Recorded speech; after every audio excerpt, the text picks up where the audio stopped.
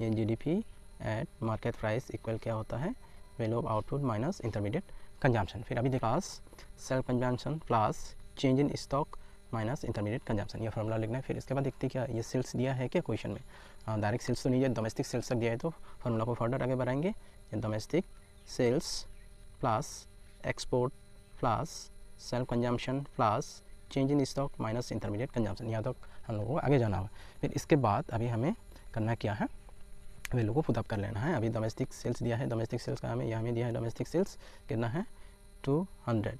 फिर उसके बाद एक्सपोर्ट दिया है कि हाँ ये 7 आइटम है, ये एक्सपोर्ट का वैल्यू कितना है 60 दिया है एक्सपोर्ट का वैल्यू, अभी 60 लेंगे। फिर सेल्फ कंजम्पशन दिया है क्या ये क्वेश्चन में, सेल्फ कंजम्पशन नहीं है तो छोड़ देते सेल्फ कंजम्पशन। फिर उसके बाद change in stock, change in stock दिया है क्या, चेंज इन स्टॉक इधर कहाँ में, हाँ इधर देखिए ये क्या है चेंज इन इन्वेंटरी दिया है, मतलब ये क्या है चेंज इन स्टॉक है। Fine, change in inventory means change in stock. फिर ये हो गया 40, that is change in stock का वैल्यू होगा 40। फाइन, फिर उसके बाद इंटरमीडिएट कंजम्पशन, अभी इंटरमीडिएट कंजम्पशन दिया है, कौन सा है इंटरमीडिएट कंजम्पशन, ये सेकंड आइटम देखिए, ये नॉन ड्यूरेबल प्रोड्यूसर गुड्स भी क्या है, ये इंटरमीडिएट कंजम्पशन होता है, ये बात को ध्यान रखिए। नॉन ड्यूरेबल प्रोड्यूसर गुड्स ये भी क्या है, ये इंटरमीडिएट कंजम्पशन है। बट ये नॉन ड्यूरेबल प्रोड्यूसर गुड्स, ये non durable producer goods in purchase of raw material है, ये टोटल इंटरमीडिएट कंजम्पशन का वैल्यू नहीं है, ये बात को ध्यान रखिए। Non durable producer goods is not equal to intermediate consumption, ये बात को ध्यान दीजिए। Fine, non durable producer goods are a part of intermediate consumption not total intermediate consumption, ये बात को ध्यान दीजिए, इसमें कन्फ्यूजन नहीं होना है।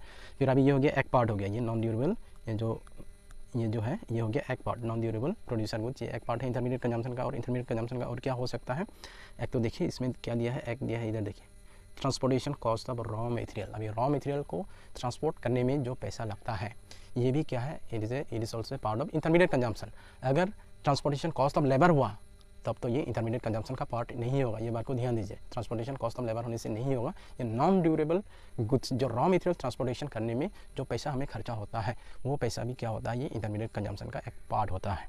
ओके, फिर अभी देखते हैं, ये हो गया एक हो गया, ये ट्रांसपोर्टेशन कॉस्ट होगा और दूसरा क्या होगा नॉन ड्यूरेबल प्रोड्यूसर गुड्स, तो ये दोनों कॉस्ट मिलके ही क्या होता है टोटल इंटरमीडिएट कंजम्पशन का वैल्यू होता है। अभी ये नॉन ड्यूरेबल कितना है, ये हो गया 30, फिर उसके बाद ट्रांसपोर्टेशन कॉस्ट कितना है 20 है, तो कितना होगा ये टोटल 50 होगा। सेम साइन को पहले प्लस करेंगे, ये 200 60 40 100 दैट इज ये कितना होगा 300 माइनस 50 होगा तो कितना होगा 300 से 50 माइनस होगा तो ये कितना होगा 250 करोड़ होगा, ये जीडीपी मार्केट प्राइस का वैल्यू। के बाद हम लोग कैलकुलेशन करेंगे एनएनपीआर फैक्टर कॉस्ट का वैल्यू, देखते हैं अभी एनएनपीआर फैक्टर कॉस्ट का वैल्यू कैलकुलेशन करेंगे। अभी ये हो गया एनएनपीआर फैक्टर कॉस्ट 80। अभी हम लोग वैल्यू को पुटअप कर लेते हैं, क्या है 235 करोड़, ऐसा करके सॉल्व कर लेना है इजी तरीके से।